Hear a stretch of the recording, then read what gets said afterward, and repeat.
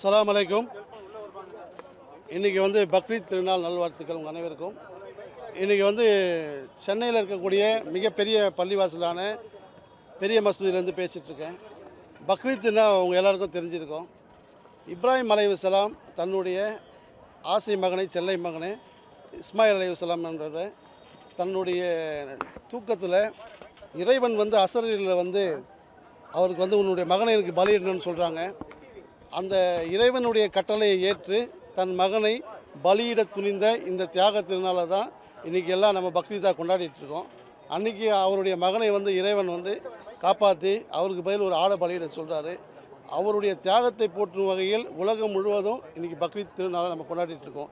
இந்த பக்ரீத் திருநாள் வந்து தியாக திருநாள்னு சொல்லுவாங்க. ஏழை எளியவர்களுக்கு நம்ம உதவி செய்யக்கூடிய ஒரு திருநாளாக சொல்கிறாங்க.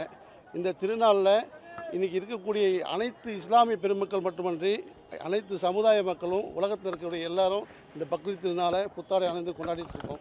இஸ்லாமிய மக்களின் 5 கடமைகளில் ஒரு கடமையான கடைசி கடமையான ஹஜ் புனித பயணம். இந்த ஹஜ் புனித பயணம் வந்து இந்த பக்ரீத் மாதம் தான் செஞ்சிட்ருக்கோம். இந்த மாதத்தில் வந்து இஸ்லாமியர்கள் வாழ்நாளில் ஒரு முறையாவது வசதி இருந்தால் மக்காவிற்கு சென்று வரணும்னு சொல்லியிருக்காங்க. அந்த கடமையை எல்லா இஸ்லாமியர்களும் நிச்சயமாக கடைபிடிச்சிட்ருக்காங்க. இன்றைக்கி இருக்கக்கூடிய தமிழக முதல்வர் மாண்புமிகு விஜய் அவர்கள் இஸ்லாமியர்களினுடைய ஒட்டுமொத்த இஸ்லாமியர்களுடைய சிறுபான்மை மக்களுடைய நலன் காக்கும் அரசு அப்படின்னு சொல்லி இந்த அவருடைய முதல் பேச்சில், அவருடைய கன்னி பேச்சில், சட்டமன்ற பேச்சில் வந்து அவர் பேசுகிறப்ப இது சிறுபான்மை அரசு தான், சிறுபான்மை மக்களின் நலன் காக்கும் அரசுன்னு சொல்லியிருக்கப்ப தமிழ்நாட்டில் இருக்கக்கூடிய எல்லா இஸ்லாமிய மக்களும் சந்தோஷப்பட்டோம்.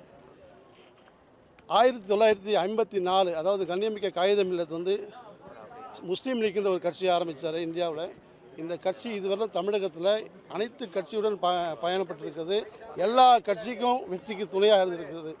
இந்த கட்சியை இதுவரைக்கும் தமிழ்நாட்டில் யாருமே அரசாங்கத்திலையும் ஆட்சியிலும் பங்கு கொடுத்தது வரலாறே கிடையாது.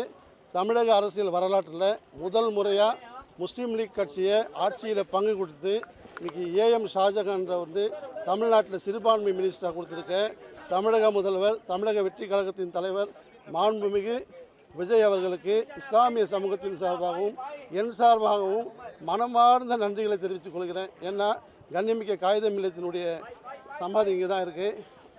வருகின்ற அவருடைய பிறந்த நாளில் நிச்சயமாக இது ஒரு அரசு விழாவாக இருக்குது. அந்த பிறந்த நாளில் விஜய் அவர்கள் தமிழக முதல்வராக வந்து கண்ணியமிக்க காகிதம் இல்லத்துக்கு அவர் மரியாதை செலுத்தினா தமிழகத்தில் இருக்கக்கூடிய அனைத்து இஸ்லாமியர்களும் மிகவும் சந்தோஷப்படுவோம். இன்றைக்கி வந்து போட்டி போட்டுட்டு போயிட்டு முதலமைச்சர் வந்து பிரதமர் சந்திக்கிறப்ப எங்களுக்கு ரொம்ப பெருமையாக இருக்குது. முதல் முறையாக தமிழக முதலமைச்சர் போட்டு போட்ட முதலமைச்சர் விஜய் அவர்கள் தான். ஒரு சிறுபான்மை சமூகத்தில் பிறந்து தமிழகத்தை ஆளக்கூடிய முதலமைச்சர் விஜய் அவர்கள் தான். இது மாதிரி நிறைய பெருமைகள் அவர்களுக்கு இருக்குது. இந்தியாவிலேயே எந்த முதலமைச்சருக்கும் இத்தனை பெரிய கரிஷ்மா, இவ்வளோ பெரிய புகழ் இல்லை. நிச்சயமாக விஜய் சார் அவர்களுக்கு இருக்குது. அவர்களுக்கு என்னுடைய சார்பாகவும் பக்ரீத் திருநாள் நல்வாழ்த்துக்களை தெரிவிச்சுக்கிறேன். அதிமுகவுடைய சட்டமன்ற உறுப்பினர்கள் குதிரை பேர மூலமா இருக்கிறாங்க அப்படின்ற ஒரு குற்றச்சாட்டு இருக்கு. இதுக்கு என்ன பதில் சொல்ல விரும்புறீங்க சார்? மேடம், குதிரை பேரன்னு என்னென்ன கொஸ்டினாக இருக்குது? அந்த கேள்விக்கு பதில் சொல்லுங்க. குதிரை பேரம்னா என்னன்னு யாருக்கும் தெரியல. அதாவது குதிரை பேரம்னா காசு கொடுத்து வாங்குறதா என்னான்னு தெரியல. இன்றைக்கி அதிமுக எம்எல்ஏக்கள் போனவர்கள் எல்லாமே நல்லா வசதி படைச்சவர்கள். அவங்களுக்கு வந்து சுய செல்வாக்குள்ள தொகுதியில் செல்வாக்கு உள்ளவங்க. அந்த செல்வாக்கால் தான் அவங்க ஜெயிச்சிருக்காங்க. பட் அவங்களுக்குலாம் இசைக்கு சுப்பையானாலும் இந்த பெரிய வசதி படைச்சவர். அவர்கிட்ட போய் குதிரை பேரன்னு சொன்னாங்கன்னா அவரே சொல்கிறார், பணத்துக்கு நான் விலை போவேன் அப்படின்னு சொல்கிறாரு. பட் குதிரை பேரன்றது நம்ம சும்மா பேச்சில் தான் கேள்விப்பட்டிருக்கோம். குதிரை விற்கிறது தான் குதிரை பேரம். இது குதிரை பேரன்னு சொல்கிறதெல்லாம் சும்மா இன்றைக்கி யதார்த்தமாக அவங்க சொல்லிகிட்டு இருக்காங்க. இன்றைக்கி தமிழ்நாட்டில் நடைபெறக்கூடிய இந்த ஆட்சியை எப்படியாவது கலைச்சிடணும் அப்படின்னு சொல்லி ட்ரை பண்ணுறாங்க. ஒவ்வொரு நாளும் கொலை நடக்குதுன்னு டிவியில் போட்டுகிட்டே இருக்காங்க. எல்லா சேனல்களும் வந்து ஆளுகின்ற தாவேக்காவுடைய கட்சிக்கு, ஆளுகின்ற கட்சிக்கு எதிர்ப்பாக நிறைய நியூஸ் போட்டுட்ருக்காங்க. சேனலை திறந்தாலே அப்படி தான் வருது. பட் ஆனால் அவங்களுக்கு கொஞ்சம் நாள் கொடுக்கணும்னு சொல்லி முன்னாள் முதல்வர் ஸ்டாலின் அவர்களும் சொல்லியிருக்காங்க. இன்னும் 6 மாத காலம் பொறுத்து பார்ப்போம் எப்படி ஆட்சி பண்ணுறாங்கன்னு சொல்லிட்டு. நிச்சயமாக சில நாட்களே ஆகிக்கொண்டிருக்கிறது. நாட்கள் ஆக ஆக தெரியும் தமிழக முதல்வர் தான் சொன்னதை செய்கிறாரா இல்லையான்ட்டு. சட்டம் ஒழுங்கும் அதே மாதிரியே தான் இருக்கு. தற்பொழுது இந்த மின்வெட்டுகள் அதெல்லாம் தொடர்ந்து அதிகரிச்சுட்டே இருக்கு. இது எப்படி சார் பார்க்குறீங்க? அதுதான் மேடம் சட்டம் ஒழுங்குனா ஒரு வீட்லேயே 1008 பிரச்சனை இருக்குது. ஒரு நாட்டில் நிறைய பிரச்சனை இருக்கும். அந்த பிரச்சனைகளை எல்லாமே சேனல் மூலிமா எல்லா சேனல் திறந்தாலும் அதுதான் நெகட்டிவாக தான் போட்டுட்ருக்காங்க. நல்ல விஷயத்தை எதுவுமே சொல்ல மாட்டேன்றாங்க. நிறைய நல்ல விஷயங்கள் நடக்குது, நல்ல விஷயத்தை யாருமே சொல்ல மாட்டேறாங்க. அந்த சரி, இதே இடத்துல திமுகவோட வாட்ஸ்அப் டிபி வச்சிருந்தீங்க. இப்போ வந்து பிற்போக்கு எல்லாம் உயிருக்கும்னு ஒரு தாவேக்காவோட கொள்கையோட வாட்ஸ்அப் டிபி வச்சிருக்காங்க. தாவேக்கா போயிட்டு கன்ஃபார்ம் பண்ணலாம். தாவேக்காக்கு போகக்கூடாதா என்ன? இல்லை போயிட்டீங்களா? இல்லை, நான் இன்னும் அது அஃபிஷியலாக நான் இன்னும் அது முடிவு எடுக்கலை. பட் எனக்கு ரொம்ப பிடிச்சிருக்கு. என்ன பிடிச்சிருக்குன்னு எனக்கு ஒரே ஒரு விஷயம்னா, முஸ்லீம் லீக் கட்சிக்கு எனக்கு சம்மந்தம் கிடையாது. நான் ஒரு இஸ்லாமியன். நான் திமுகவில் நிறைய பயணப்பட்டிருக்கேன்.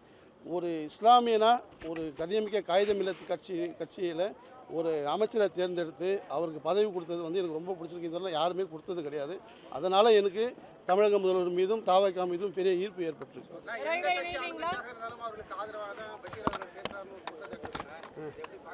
ஆனால் குரான்லேயே ஒன்று சொல்லியிருக்காங்க, ஆளுங்கட்சிக்கு எதிராக நீங்கள் வந்து எதுவும் வாழ்க்கை நடத்தக்கூடாது, அரசியல் பண்ணக்கூடாது, திருக்குறான்னு சொல்லியிருக்காங்க. பட்டு அரசாங்கத்துக்கு எதிராக நம்ம எதுவும் செய்யக்கூடாது அப்படின்னு சொல்லியிருக்காங்க குரானில். பட் அந்த வழியை நான் ஃபாலோ பண்ணுறேன். அவ்வளோதான். நேற்று வரை இதே பள்ளிவாசலில் முஸ்லீம்கள் ஏன் ஓட்டு போட வேண்டும் திமுகன்னு சொல்லி, இன்றைக்கி வந்து பார்த்தீங்கன்னா தாவேக்கா அப்படியே தாவறீங்க எப்படி? நேற்று வரைக்கும் நான் வந்து திமுக அரசை வந்து நிறைய அவங்கள பற்றி பேசியிருக்கேன். முஸ்லீம்களுக்கு அவங்க என்னென்ன செஞ்சுருக்காங்கன்னு சொல்லியிருக்கேன். பட் இதுவரையிலும் தமிழக அரசியலில் யாருமே செய்யாத ஒரு விஷயத்தை இன்றைக்கி வந்த தாவேக்காவினுடைய முதலமைச்சர் விஜய் அவர்கள் செஞ்சுருக்காரு. முஸ்லீம் லீக் கட்சியிலேருந்து ஒரு அமைச்சரை தேர்ந்தெடுத்து இன்றைக்கி உலகம் முழுவதும் அவர் இஸ்லாமியர்கள் மத்தியில் வந்து பெரும் பேர் பெற்றிருக்காரு. அதனால தான் நான் திமுக ஒன்றும் பண்ணலன்னு சொல்கிறீங்களா? சிறுபான்மை சார், இப்போ வந்த 10 நாட்கள்லேயே ஒரு அமைச்சரை கொடுத்துருக்காருன்னா இன்னும் எத்தனை ஆண்டுகள் இருக்குது சார்? போக போக தான் தெரியும் அவர் என்னென்ன பண்ண போகிறாரு. கட்சியிலே பார்த்தீங்கன்னா நாசர் கொடுத்துருக்காங்க, நிறைய பேர் கொடுத்துருக்காங்க சார். அது அவங்க கட்சியில் கொடுத்துருக்காங்க. அதிமுகலாம் கொடுத்துருக்காங்க, திமுகலாம் கொடுத்துருக்காங்க. ஒரு முஸ்லீம் லீக்ன்ற ஒரு கூட்டணி கட்சிக்கு இன்றைக்கி மாபெரும் அங்கீகாரம் கொடுத்தது இவர் மட்டும்தான். போக போக இவர் ஸ்டாலின் செய்த அந்த சாதனைகளையும் திமுக செய்த சாதனைகளையும் இஸ்லாமியர்கள் மத்தியில் முறியடிப்பார்னு எனக்கு நம்பிக்கை இருக்குது சார். இதே இடத்துல விஜய்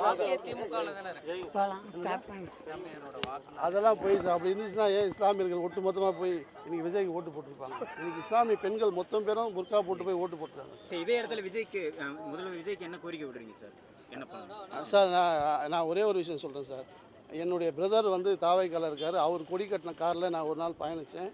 திமுக கொடி கட்டின கார்லையும் பயணிச்சிருக்கேன். இப்போ நான் பயணிக்கும் போது அந்த கொடி கட்டின காரில் பயணிக்கும் போது மக்கள் எல்லாம் ரொம்ப ஆர்வமாக பார்க்குறாங்க. குறிப்பாக இளைஞர்கள், பெண்கள்லாம் வந்து ரொம்ப சந்தோஷமாக அந்த காரையும் கொடியும் பார்க்குறப்ப வருங்காலம் தாவேக்காவுக்கு இன்னும் குறைஞ்சது புரட்சித் தலைவர் எம்ஜிஆர் எப்படி ஆட்சியில் உட்கார்ந்து தொடர்ந்து 13 ஆண்டுகள் ஆட்சி அமைச்சாரோ, ஆட்சியில் அமர்ந்தாரோ, அது வரலாம் யாரையுமே உட்கார வைக்காமல் இருந்தாரோ, அதே போல் இன்றைக்கி இருக்கக்கூடிய விஜய் அவர்கள் அவர் இருக்கும் வரை முதலமைச்சராக தமிழ்நாட்டில் இருப்பார்னு நான் நினைக்கிறேன் சார். அதே மாதிரி மதம் இல்லாத அரசியலை நடத்துறதுக்கு இறைவன் அவருக்கு வழிகாட்டணும். ஒற்றுமையா